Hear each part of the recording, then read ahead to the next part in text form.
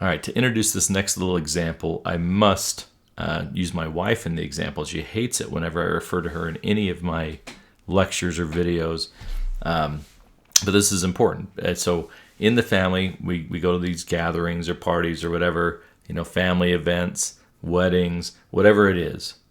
And I'm pretty chill. I'm always like just chatting with people and having a good time and stuff like that. And she's the one who's the responsible adult in the family who says, like, the kids need to go home and get some sleep before they go to school tomorrow. She tries to, stay on schedule and bedtimes and all that stuff. She's been very, very good in our family to keep our kids on track. And so she gets what I would term her go button pushed, and then she wants to go. And the longer it delays, then the more frustrated she gets with me as we got to get out of here, right? And so we're going to write a little go button application to just show this idea of state and hooks in React. So let's get rid of our little stuff we've written here, go back to just the default app. So I'll get rid of everything except for this last little function. So all the code we just wrote for that little random number example, we'll get rid of these tags that no longer exist. And then it keeps giving us a hard time about this logo that's never used, and that's absolutely true. We can get rid of this line. And now we've got a program that's messed up, but it's okay. So we're going to go in and write some code to fix it. So what I'm going to do first is make a little function on this app called the go button. Okay, and this will be an actual button that we push to increase the level of frustration. And so I'll go into this little go button function, and again, I'm going to return an actual button. So let's put in a little div here because we're going to have different elements to this. But I'm going to return these things, need a semicolon at the end of my return statement. So in this div, I'm going to put a couple of things. One is that I'm going to put, let's see, get my spacing right here. I'm going to put a button, like I say, that is going to be the go button. Okay, and then I'm going to also have, after the go button, so I'll put a break in here, a label with the count, the amount of go. Amount of go, colon, and then we're going to print out the amount of go. All right, so this is our go button element. I'm going to save this. We can drop in here in our div our actual go button. And I really need to stop doing that. I keep pressing the closing angle brace before, and then it puts on the whole tag. We want the well, we don't need to have the self-enclosed one, but I want the self-enclosed one. So I say go button closing slash, which will make it self-enclosed, so I don't need to have a separate closing tag. And now we've got our go button that does nothing yet, and it's going to tell us the amount of go that is currently there. And I feel like I need another little break in between to get those just separated out a little bit. All right, so that gives us a little bit of space, and then it's going to print out the amount of go.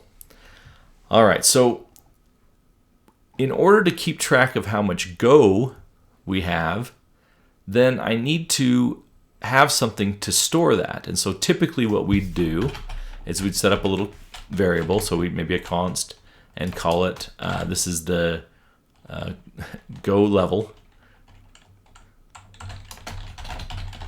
something like that, and set it equal to 0. And then as the button's pressed, we would go and increment the amount of go by whatever factor we want to increment it.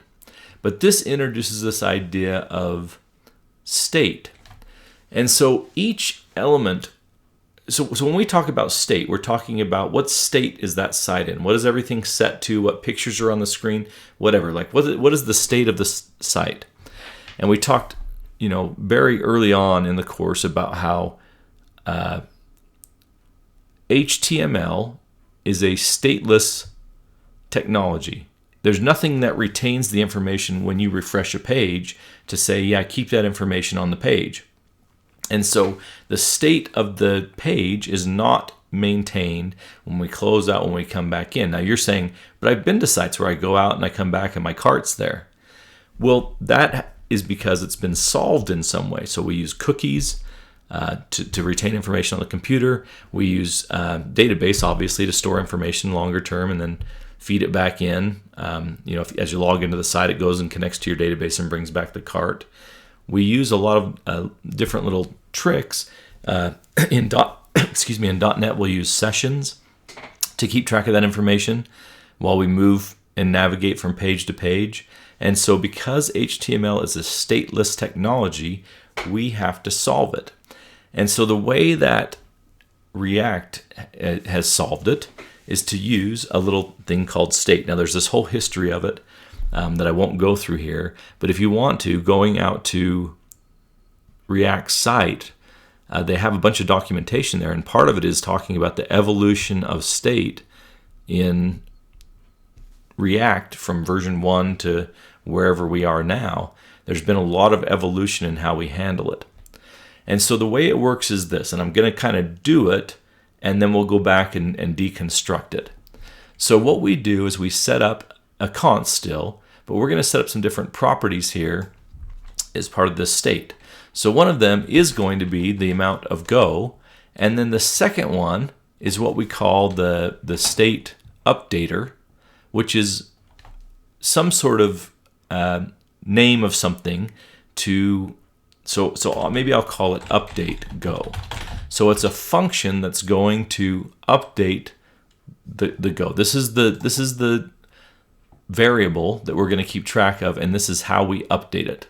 Okay, so let's see, I think we're good there. And then we're going to set that equal to useState. So this is a function built into React. These are names we're making up, but then we're going to use state for this particular these elements. And then it wants us to set, well, what's the default state? So when I put in parentheses here, it wants to know what's the default state of this element. And so I'm going to start out with a go level of 0. Now obviously I could start it out at 10 if I wanted to. We're setting the initial value for what this is going to be, and then it's going to keep track of it and persist as different things happen on the website. So I've set up here my state value, go level, for this one thing, and I can have multiple entries here for different things I'm keeping track of, but this one I'm just keeping the amount of, I think a level of go is what I like better, level of go. And then this is update. Let's call update the level. How about that?